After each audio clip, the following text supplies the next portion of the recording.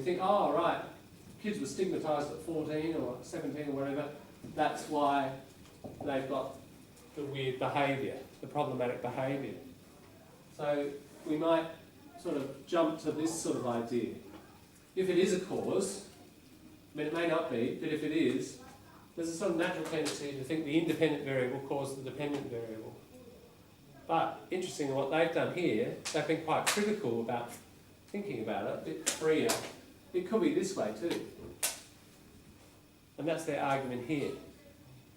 That kids with behaviour that's a bit more problematic, like in school, they say stuff that their mates don't like, or they get in problems with the teacher or whatever, they are more likely to be teased. So you could have kids that grow up in lesbian families and people kind of know it, but because they're very sociable and cooperative and they get on socially well, they don't get teased. But kids who exhibit problem behaviour, that kind of gives the others an excuse or a reason to stigmatise them. So can you see how there are two explanations, aren't there? It could be either way. It could be the stigmatisation stirred them up and made them kind of neurotic or whatever, and then they start to express that frustration in behavioural ways. Or it could be the way I just explained. And how can you tell? You'd have to do another lot of research to find out which way this is working. And that often happens, of course, You do some research and then you find out that or that, it could actually be that or that, and then you need to do research about that, don't you? And that's probably going to find out more things, and that's just the way science works. It's just continuously getting more and more detailed knowledge about some area. So, often research opens up more questions than it answers, but that's all positive because we're just stepping forwards through the process, But often the questions are about which direction is the cause. And this is why we have to be careful with our language, and this is why we have to hedge. Because we're into very unknown territory here. Yeah. So, I don't know, I see this as a bit of a strength that they don't just jump to that conclusion. There's a tendency to think, yeah, my independent variables caused the dependent variable, but here they're doing this reverse thinking as well. Whenever you get correlations, it's important, like in terms of critical thinking, that you be quite flexible. 3 possibilities, 4 possibilities. Could be an accident. Or A could cause B. Or B could cause A. Or there could be something else that we haven't even thought about, which is causing both of those things. That's another possibility. Lots of possibilities. So we have to tread very carefully. I would say the key rule is think very flexibly, think about all those combinations. Are there possible reasonable hypotheses? These sound pretty reasonable. But when you do offer them, second rule is hedge with your language. Yeah, so it's just an interesting little observation there. Okay, this explanation is hedged. How is it hedged? Maybe. Yes, true. I missed that one. Thank you. Maybe. Yeah, so we're using the may again. There's another way, right at the beginning of the sentence. One explanation, yeah, not the explanation. One. We just looked at how many explanations there might be, yeah? A causes B, B causes A, C causes A and B, or it's an accident. So, one explanation. So, it says one explanation for this finding is that adolescents who. Can you see that? We're in the first column, near the top of the first paragraph there. Yeah, now, notice it's a noun structure, isn't it? One explanation. We've got this abstract noun again, a bit like the one just below it, another possibility. Same idea, one of many possibilities, one of many explanations. So we're saying one or another. These two, they're called demonstratives. The is another one. The article is part of a broader category called the demonstratives. And then a noun. So that's another way of creating hedges. Yeah, there's another possibility suggested here. Mothers may have counted. Yeah, what's going on here?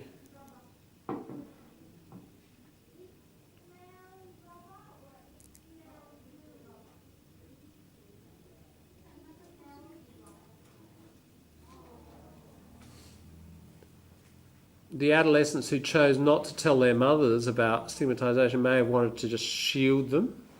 Yes, so the mothers didn't know. Or these offspring may have been more effectively prepared to deflect homophobic comments. So in other words, those who didn't tell their mother, they were quite strong enough in themselves to kind of resist the effect of the comments. Yeah. So what you're getting is only those who are kind of not strong enough, they told their mother. And the ones who are not strong enough are probably more likely to have problem behaviour. So it gets pretty complex here. All sorts of possibilities, you know. Which means those who doesn't want to tell their mothers, Yeah. they get more psychological problem. There is stigmatization. No, less because it might be the ones who didn't tell their mother, they were strong enough to deal with it on their own. So, in other words, the ones who told their mother, they were kind of not strong psychologically, and they had, you know, these problems. So that's why you tend to get the ones whose mothers reported problems tended to have higher problem behaviour. So it could be that factor. Yeah, just lots of coulds here. You know, it's quite hard to sort it out. You'd have to do another study. You'd have to have another 17 years and find out in 2034 or whatever. Well, no, 32. Yeah. All right. So that's a complex one. What about limitations? You don't always see this in a discussion. It should be there. You often do, and my daughter who's doing honours, you know, was trained to, when she wrote her thesis, to discuss the limitations.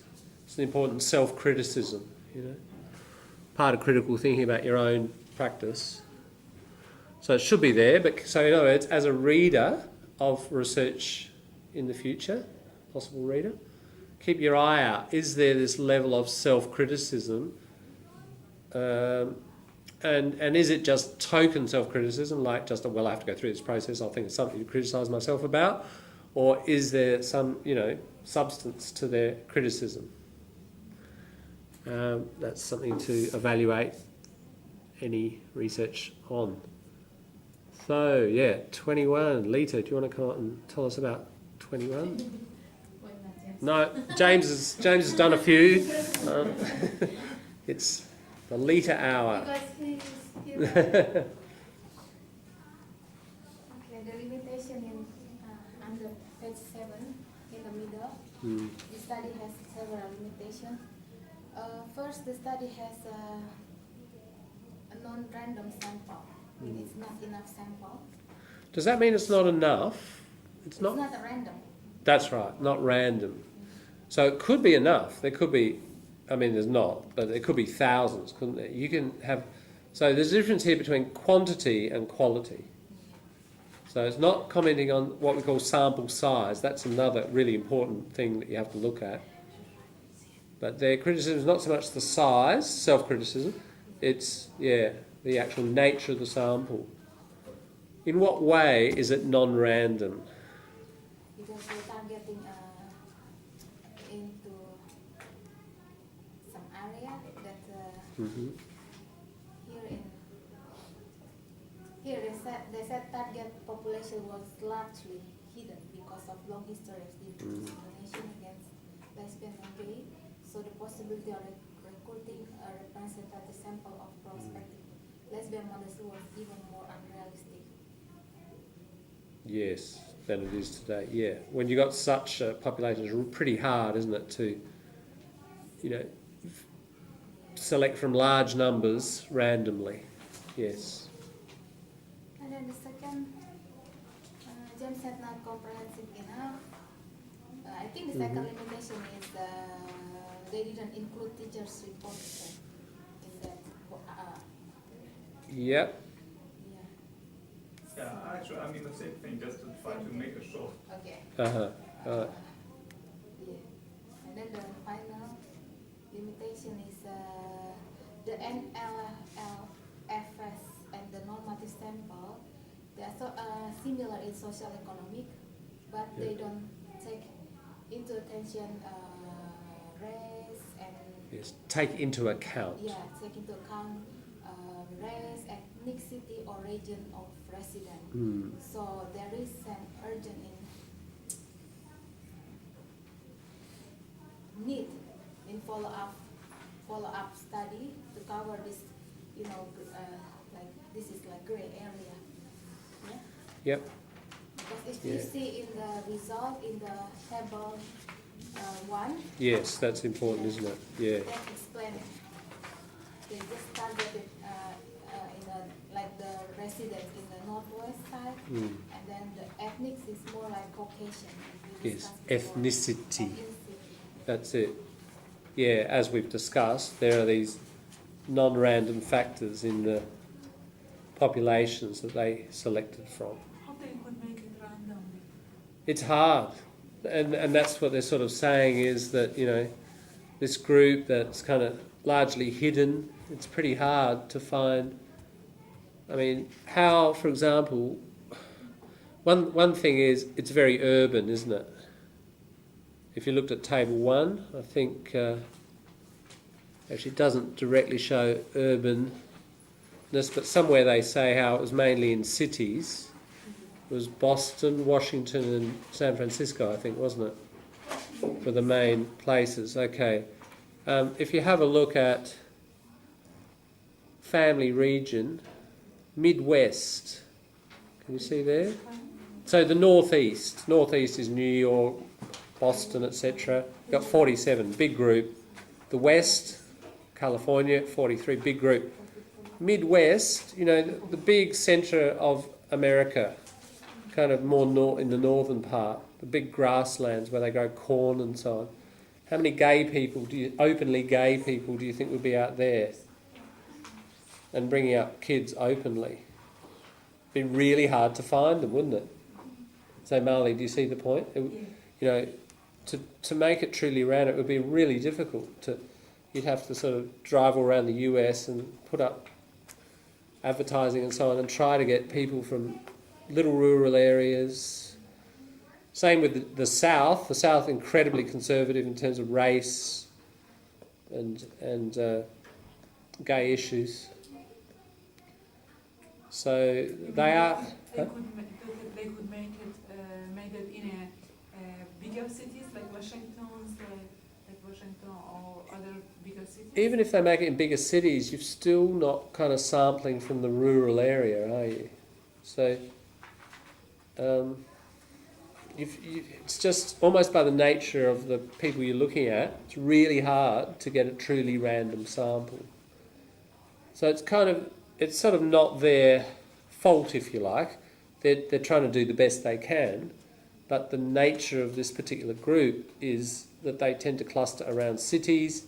As we discussed, they tend to go to the east, to Boston or Washington or New York or San Francisco, because, you know, there's more accepting culture. Yeah, exactly. It says it was impossible for them to recruit representatives. Yeah, represent. The Zen has representative. A representative. That's it. Representatives. Yeah. Covering all aspects, covering all genre. Yeah. All areas, all variables. Yeah. So this is this produces some problem, but it's. Thanks, Letha. Thank you.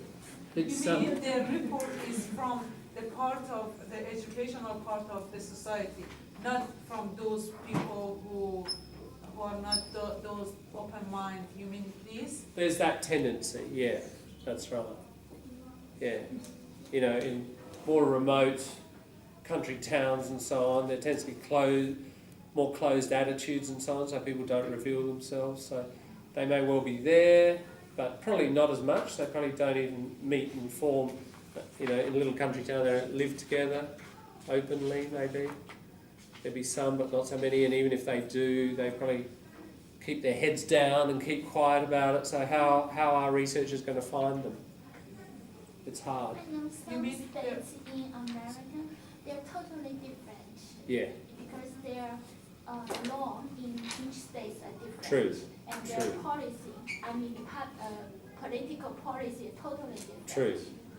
And where are the classic conservative states? It's southeast, South Carolina, North Carolina. Carolina. Carolina. Yeah. Yeah, it's especially in North Carolina, it's very Carolina.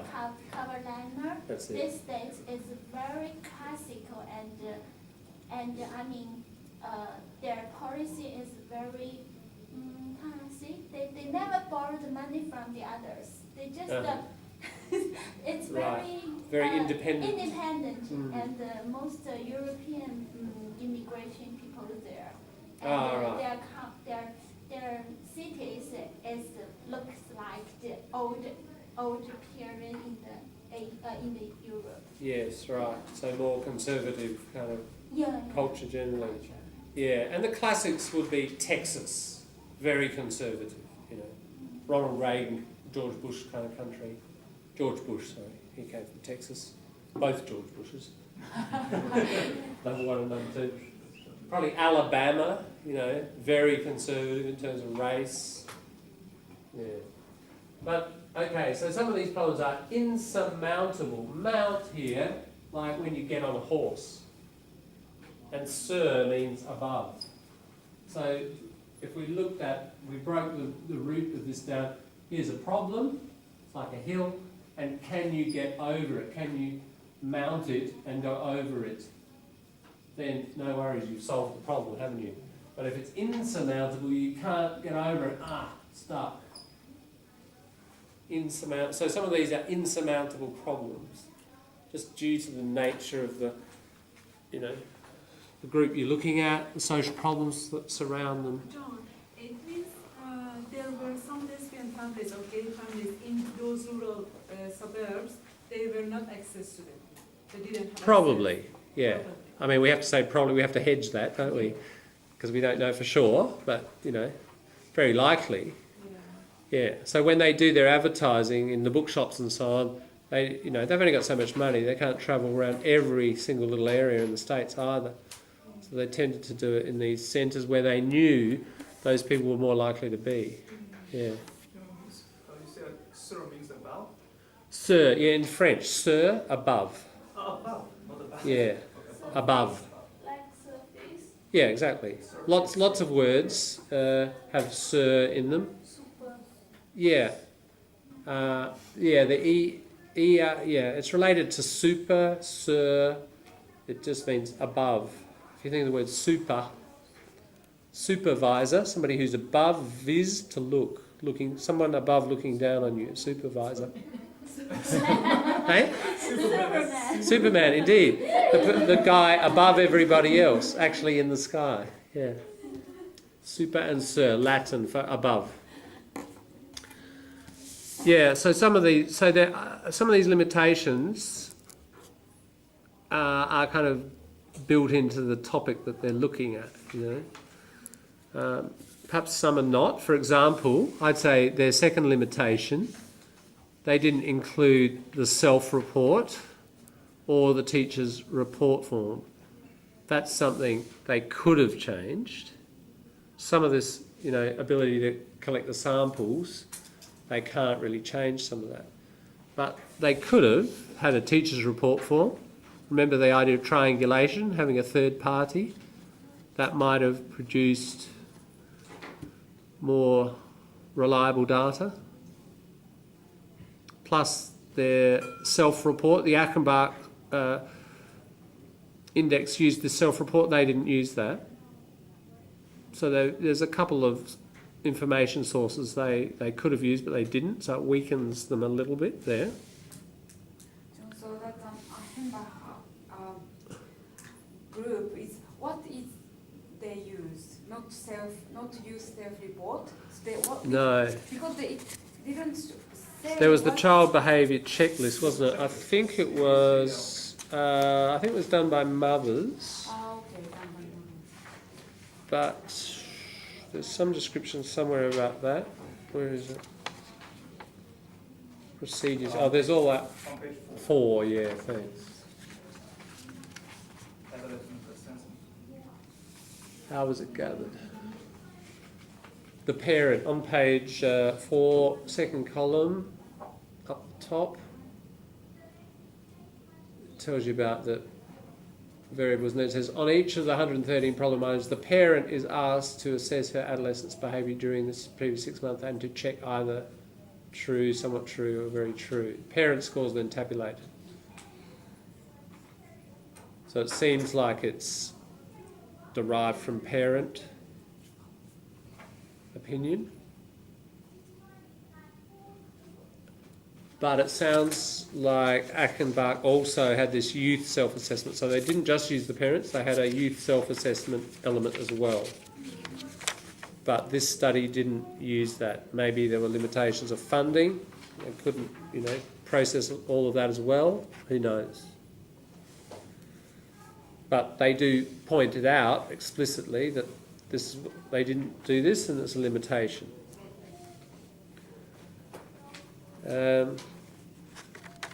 Just back on the first thing, the non-random sample, it does say in the second column down the bottom, at T1 and T2, so a long time ago now, some NLLFS participants expressed fears that legislation, this might be related to Nancy's point about different states, having different laws. Legislation could be enacted to rescind. Rescind means to take back the parenting right of lesbian mothers. So they might have been in a state which, okay, for now it seemed like, yeah, I can be a lesbian mother, but it's not perhaps permanent. If I put my head up, so I'm hidden, if I put my head up and say to this bunch of researchers, I'm a lesbian parent, then the law might change and I might get identified and my parent right taken away. So I won't volunteer for this study, I'll lie low, I'll just stay quiet. So this may have had an influence also in making it hard to recruit people. So they're talking here about the difficulties of getting randomised samples. If you have lots of people all around the country all putting their hands up saying, yes, please include me, it's pretty easy, isn't it, to get a randomised sample. But if you've got people afraid for whatever reason, it makes it a lot harder. There was no assurance of confidentiality. Well, no, okay, good question. Was there assurances of confidentiality? Just have a look at the next sentence.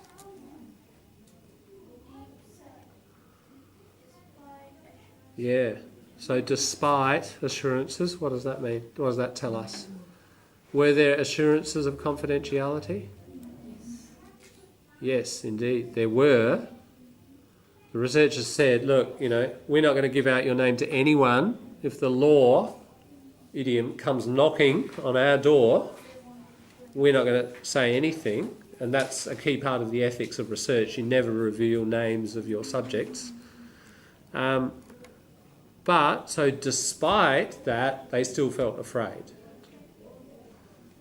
Okay, so those assurances of confidentiality were there, but in not all cases it made people feel confident enough. All right, we've dealt with a second limitation. However, just to go on to the third? Yeah, a final limitation. It says they are neither matched nor controlled for race or ethnicity or region of residence. This is an important point in research. Matched. Yeah. what do you think matched means in this sort of research? Comparable? Compatible, I said compatible. Not really, not so much compatible. Compatible means something gets on well, you know, two people are compatible or it's efficient. It's not so much that. Dilhani, you were saying? Comparable, comparing with one group and the other. Yeah, and exactly matched. So usually, like one particular family. So, for example, if we go back to table 1.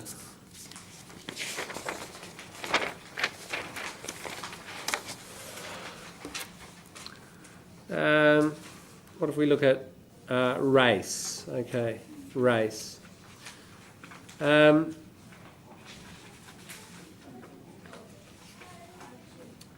Okay, what it would mean is, in a matched, see there are not many black African Americans there. It's quite small, 3 by the look of it, isn't it? It's like percent, isn't it? 3% of the sample. Okay, so maybe it's one family. Ideally, therefore you've got a lesbian family and they're Afro-American. Right? Now, if you just compare to mainstream America, that's not matching. Matching would mean you find another family and all the variables are the same except for one thing. So in other words, you've got to try to find a black African American family that is bringing up kids that are non-lesbian, right? So the only difference is the lesbian element. That's what matching means. Yeah, comparable, directly comparable. So when you match groups, like in social science like this, you get individuals, or it could be families, and they're perfectly the same except for one variable. All right?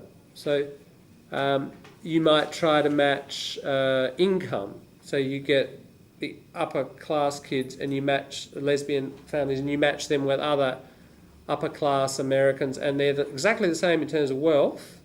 The only difference is brought up by lesbian families or not. That's what matching is. Matching's pretty good because you can see you're controlling all other variables, aren't you? And you're just measuring one thing, this difference. They're only different on one aspect.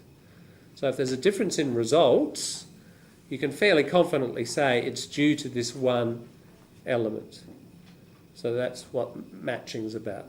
Matching tends to produce fairly reliable results. Now, they can't match at all in this research. Why? Why can't they match? Think of the Achenbach, the nature of the Achenbach sample. How they could match it? If they were doing what? They could match it. The race and... Yeah, so if ideally they would, they're just testing the effect of growing up in a lesbian family. So they would try to match families as closely as possible. So they get a black Afro-American family, lesbian, and they get a black heterosexual family, right? And if there was a difference in score, they'd probably be able to say with some confidence, well, it's not due to, being black or white, because that's the same. It's due to this other factor of being brought up by a lesbian family or not. Does that make sense? Harley? No, I just think if you say they could bring the black African families and lesbian families and heterosexual families, you mean if they could observe all these families through their children's behavioral... You'd still do the same study, and you still test the same things. You still test for academic success, aggressive behaviour, all of that. All right, all that's the same. But you're just matching very directly. I'm just trying to think of another example.